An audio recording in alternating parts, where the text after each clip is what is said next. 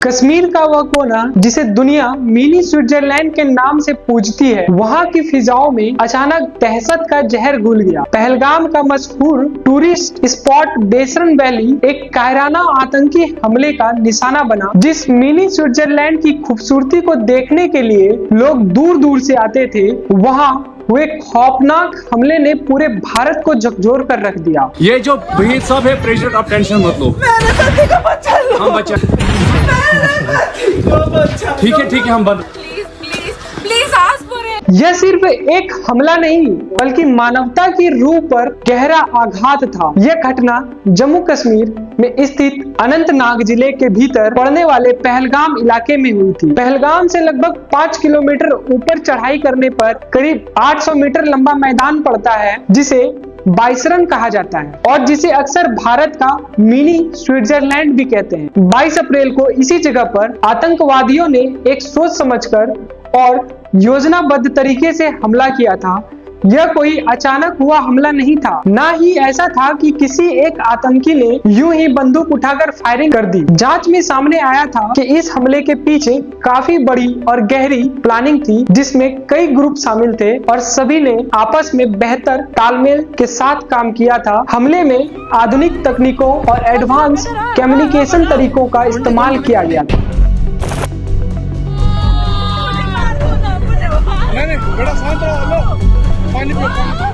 यह भी सामने आया था कि हमला कैसे किया गया, इसका योजना कहां बनाई गई, इसके तार पाकिस्तान से कैसे जुड़े हुए हैं। इसके बारे में कई सबूत और इनपुट्स जांच एजेंसियों को मिली थी। इन्हीं तथ्यों और कड़ियों के आधार पर पूरे हमले की साजिश को समझने की हम आज कोशिश करेंगे। तो हमारे चैनल को सब्सक्राइब कीजिए, लाइक कीजिए और इस तरह के फैक्ट को जानने के लिए हमारे चैनल से जुड़े रहे। आइए, इस हाई अलर्ट लोकेशन की सबसे बड़ी चुनौती इसकी भौगोलिक स्थिति थी।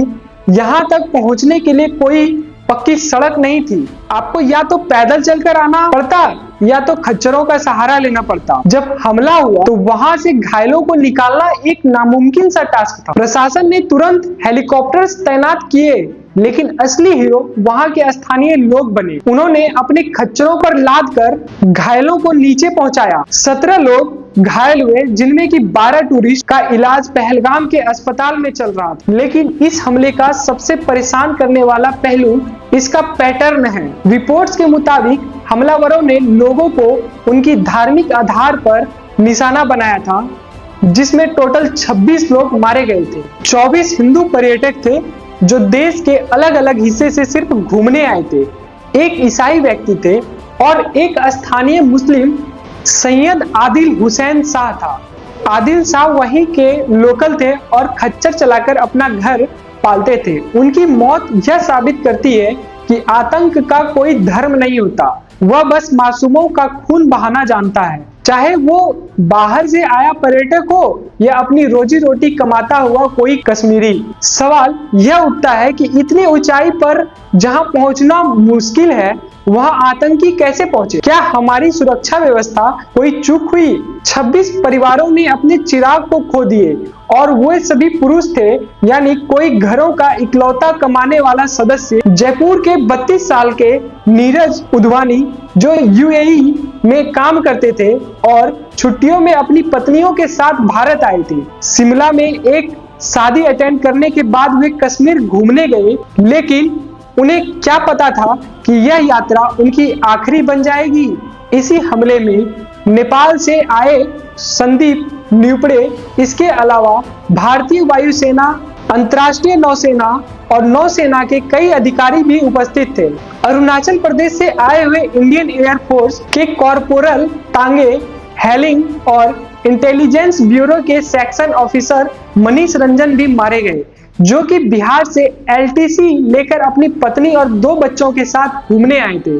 हरियाणा के 26 साल के इंडियन नेवी लेफ्टिनेंट विनय नारवाल की शादी को सिर्फ 6 दिन हुए थे कि वे अपनी पत्नी के साथ हनीमून पर थे, लेकिन हनीमून उनकी पत्नी को विधवा बनाकर खत्म हुआ। उनकी पत्नी ने बताया कि वे साथ में भेलपुरी खा रहे थे, तभी एक आदमी आया, बोला कि शायद यह मुस्लिम नहीं है और तुरंत गोली मार दी गई। पुणे के एचआर प्रोफेशनल असावरी ने बताया कि फायरिंग देखकर उनका परिवार पास के टेंट में छिप गए, लेकिन आतंकी वहां भी पहुंचे और उनके पिता से इस्लामिक आयतें पढ़ने के लिए कहा गया। न पढ़ने पर उन्हें गोली मार दी गई। उस वक्त वहां न पुलिस थी न ही आर्मी। मदद के लिए सिर्फ स्थानीय घोड़े खच्चर चलाने वाले आगे आए, जिन्होंने घायलों को कंधों और जानवरों पर बैठाकर अस्पताल पहुंचाया और करीब 20 मिनट के बाद इंडियन आर्मी पहुंचकर रेस्क्यू कर सकी। हमले की शुरुआत कैसे हुई, चलिए मैं आपको बताता हूँ। 22 अप्रैल 2025 को दोपहर 1:45 पर बाइसन वैली में करीब 400 टूरिस्ट मौजूद थे। तभी एक आतंकवादी आदिल ठोकर कश्मीरी फहरान पहनकर उस भीड़ में घुसा और उसने हवा में फायरिंग शुरू कर दी। उसने लोगों को डराया और मुख्य गेट की तरफ इकट्ठा किया। जैसे ही लोग गेट की तरफ भागे, वहां पहले से मौजूद 2 और आतंकी मूसा और अली भाई, जो सेना के वर्दी जैसे कपड़ों में थे, उन्होंने गोलीबारी शुरू कर दी। उन्होंने लोगों को चारों तरफ से घेर लिया ताकि कोई भाग ना सके। आतंकियों ने महिला और पुरुष को अलग किया। वे लोगों की पहचान को पूछ रहे थे। हिंदू पर्यटकों को करीब से गोली मारी गई, जबकि वह घोड़े चलाने वाले स्थानीय निवासी आदिल हुसैन ने पर्यटकों को बचाने की कोशिश की और आतंकियों से भिड़ गए तो उन्होंने उसकी हत्या कर दी। आतंकवादी करीब 20-25 मिनट तक यहाँ तांडव मचाया, जिससे 26 लोग की जान गई। वे इस पूरी घटना को वीडियो अपने कैमरे में रिकॉर्ड कर रहे थे और लाशों के साथ सेल्फी ले रहे थे। हमले के बाद वे फोन छीनकर जंगलों की तरफ भाग गए। पुलिस को खबर 2:30 पर मिली। स्थानीय घोड़े चलाने वाले लोग सबसे पहले मदद के लिए पहुंचे। उसके बाद SHO रिसर्च और CRPF के 116 बटालियन के जवान मौके पर पहुंचे और घायलों के लोगों को अस्पताल पहुंचाया गया। ऑपरेशन सिंदूर। 140 करोड़ भारतीयों को यह नाम भी अच्छा लगा और भारतीय फौज ने जो काम किया वो काम भी अच्छा लगा।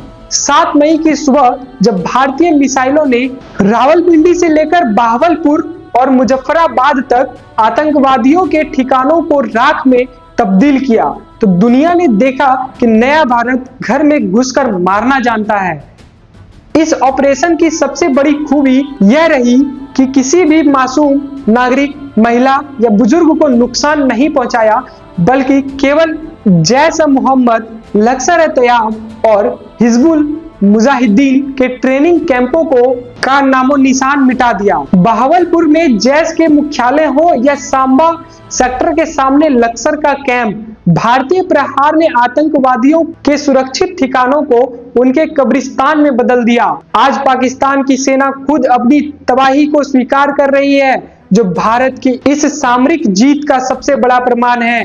प्रधानमंत्री मोदी के नेतृत्व में भारत ने स्पष्ट कर दिया कि यह वह शांति प्रिय देश जरूर है, लेकिन आतंकवाद के खिलाफ उसकी मौत, उसकी नीति जीरो टॉलरेंस की है। जिस प्रकार अमेरिका ने लादेन को मारकर दुनिया को अपनी ताकत दिखाई थी, आज भारत ने भी बताया वह अपने लोगों की सुरक्षा से कोई समझौता नहीं करेगा। 140 करोड़ भारतीयों की आंखों में आंसू पोंछने, कश्मीर के अपमान का बदला लेने और आतंकवादियों के खून से सिंदूर की पवित्रता का हिसाब चुकता करने के लिए आज हर हिंदुस्तानी के दिल से एक ही आवाज निकल रही है, थैंक यू मोदी जी। यह ऑपरेशन न केवल दुश्मनी के मन में खौफ पैदा करने वाला है, बल्कि आने वाली पीढ़ियों को यह याद दिलाना है भारत के परचम को छूने की जुर्रत करने वालों की अंजाम क्या होती है। पहलगाम में जो कुछ हुआ था उसे इंसानियत को झकझोर दिया था और उसकी दर्द की कड़ी के बाद में सामने आया ऑपरेशन किलर, जिसे एक संदेश की तरह देखा गया। इस ऑपरेशन में भारतीय सेना ने पुख्ता खुफिया जानकारी के आधार पर कार्रवाई करते हुए पहलगाम हमले से जुड़े प्रमुख आतंकी शाहिद कुट्टे समेत कुछ आतंकियों को शोपिया जिले के केलर इलाके में ढेर किया।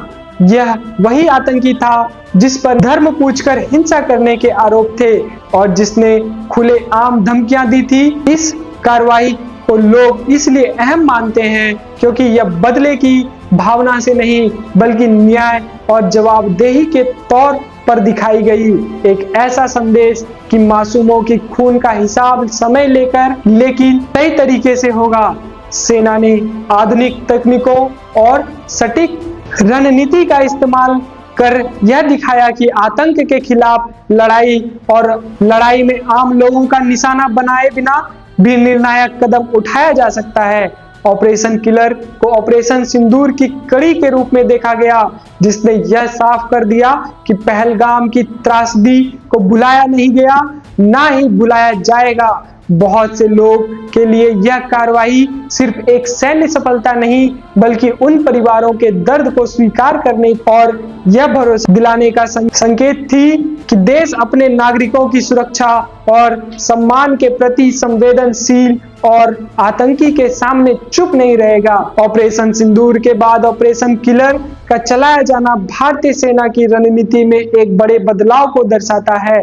जब पहले से कहीं अधिक आक्रामक और घातक साबित हुए, जहां ऑपरेशन सिंदूर ने सीमा पार बैठे दुश्मन की कमर तोड़ी और उनकी सैन्य चौकियों का निशाना बनाया, वहीं ऑपरेशन किलर ने कश्मीर की धरती पर छिपे उन सांपों को कुचलने का काम किया जो मासूमों का खून बहा रहे थे। इस ऑपरेशन को खतरनाक होने की सबसे बड़ी वजह उसकी सटीकता थी। स्नाइपर शॉट्स और होलो पॉइंट गोलियों का इस्तेमाल यह सुनिश्चित करने के लिए किया गया कि आतंकवादियों को संभालने या आत्मसमर्पण का कोई मौका न मिले। यह पूरी कार्रवाई न केवल आतंकियों के शरीर को छल्ली करने के लिए थी, बल्कि उनके उस आतंकी गुरूर को भी मिट्टी में मिलाने के लिए थी जो वे निहत्थे नागरिकों पर जुल्म करके हासिल करते थे। खत्म हुआ दहशत का दौर, अब न्याय की बारी है। तिरंगे के सम्मान में सेना जंग की जारी है। पहलगाम का वो कातिल अब नरक की राह पाएगा। सिंदूर और किलर का खौफ दुश्मन को रुलाएगा। जय हिंद, जय भारत।